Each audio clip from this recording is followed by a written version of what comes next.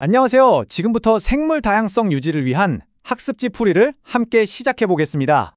제 설명을 차근차근 따라오다 보면 학습지 빈칸을 채우는 게 그렇게 어렵지 않을 거예요. 자, 그럼 다들 집중하고 시작해 볼까요? 먼저 학습지의 첫 번째 파트부터 살펴볼게요. 생물 다양성이 도대체 왜 줄어들고 있는 걸까? 그 원인부터 한번 알아보겠습니다. 생물 다양성이 감소하는 가장 큰 원인 중 하나가 바로 지금 화면에 보이는 모습과 아주 깊은 관련이 있어요. 사람들이 길을 만들고 건물을 짓고 또 공장을 세우면서 원래 그 자리에 있던 숲이나 갯벌 같은 자연환경이 자꾸 사라지게 되는 거죠.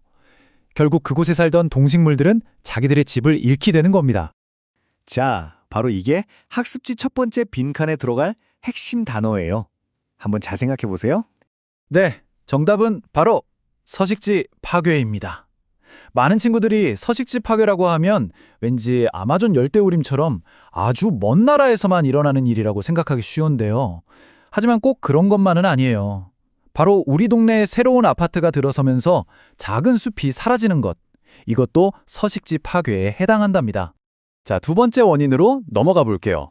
화면에 보이는 이 크니베스라는 물고기, 원래 우리나라 토종 물고기가 아니거든요. 외국에서 들어왔는데 여기엔 천적이 거의 없다 보니까 엄청나게 번식하면서 우리나라 고유의 물고기들을 다 잡아먹는 거예요. 우리 생태계를 아주 심각하게 어지럽히고 있죠. 이렇게 원래 살던 곳이 아닌 다른 곳에서 들어와서 기존 생태계에 나쁜 영향을 주는 생물을 가리키는 말이 있어요. 이게 바로 두 번째 빈칸에 들어갈 단어입니다. 정답은 바로 외래 생물입니다. 여기서 한 가지 조심해야 할 점이 있어요. 외국에서 들어온 생물이라고 해서 전부 다 나쁜 건 아니에요. 그런데 이 크니베스처럼 기존 생태계를 위협하는 경우에 우리는 특별히 생태계 교란 생물이라고 부르기도 합니다. 학습지에서는 이들을 모두 포함하는 단어인 외래 생물로 기억해두면 되겠습니다. 그리고 이 두 가지 원인 말고도요. 지구온난화 때문에 생기는 기후변화나 여러 환경오염, 또 인간이 동식물을 너무 많이 잡아들이는 것, 즉 남획도 생물 다양성을 감소시키는 아주 중요한 원인이 됩니다. 자, 지금까지 생물 다양성이 감소하는 원인을 알아봤으니까요. 이제 학습지 두 번째 파트로 넘어가 볼게요. 그럼 이 생물 다양성을 지키기 위해서 우리는 어떤 노력을 할 수 있을까요? 우리가 할 수 있는 노력은요, 크게 두 가지로 나눠볼 수 있어요. 하나는 국가나 사회 전체가 함께하는 사회적인 노력, 그리고 다른 하나는 바로 우리 한 사람 한 사람이 직접 할 수 있는 개인적인 노력입니다. 우선 사회적 노력의 대표적인 예를 한번 볼까요? 화면을 보니까 동물들이 다니던 길이 도로 때문에 뚝 끊어져 버렸네요. 이렇게 끊어진 공간을 다시 이어줘서 동물들이 안전하게 다닐 수 있도록 만들어 놓은 인공 구조물이 보이죠? 이렇게 끊어진 생태계를 다시 이어주는 아주 중요한 다리, 과연 이 구조물의 이름은 뭘까요? 이게 바로 세 번째 빈칸의 정답이 되겠네요. 정답은 생태 통로입니다. 이 생태 통로는요, 단순히 동물들이 길을 편하게 건너게 해주는 시설 그 이상이에요. 나뉘었던 서식지를 다시 하나로 연결해서 동물들이 짝을 찾고 먹이도 구할 수 있게 해주거든요. 결국엔 그 종이 오랫동안 살아남을 수 있도록 도와주는 아주 중요한 역할을 하는 거죠.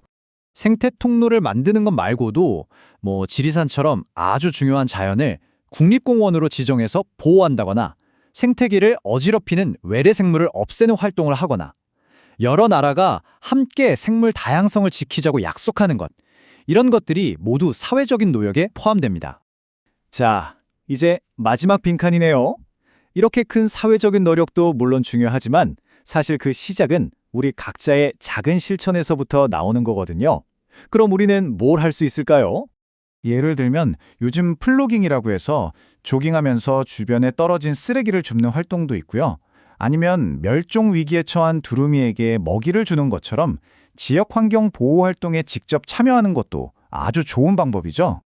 꼭 이렇게 특별한 활동이 아니어도 괜찮아요. 우리가 평소에 쓰레기를 줄이고 자원을 꼼꼼히 재활용하고 에너지를 아껴 쓰는 것, 이 모든 일상 속 작은 습관들이 생물 다양성을 지키는 아주 중요한 실천이랍니다.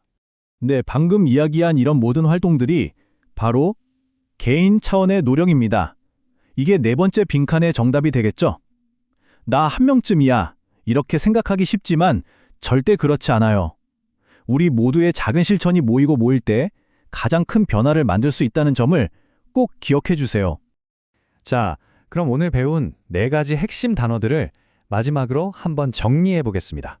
학습지 빈칸에 들어갈 정답들입니다. 첫 번째는 서식지 파괴, 두 번째는 외래생물, 세 번째는 생태 통로, 그리고 마지막 4번째는 개인이었습니다. 다들 잘 확인했나요? 오늘 배운 내용들을 생각하면서 이제 여러분의 학습지 빈칸을 직접 채워보세요.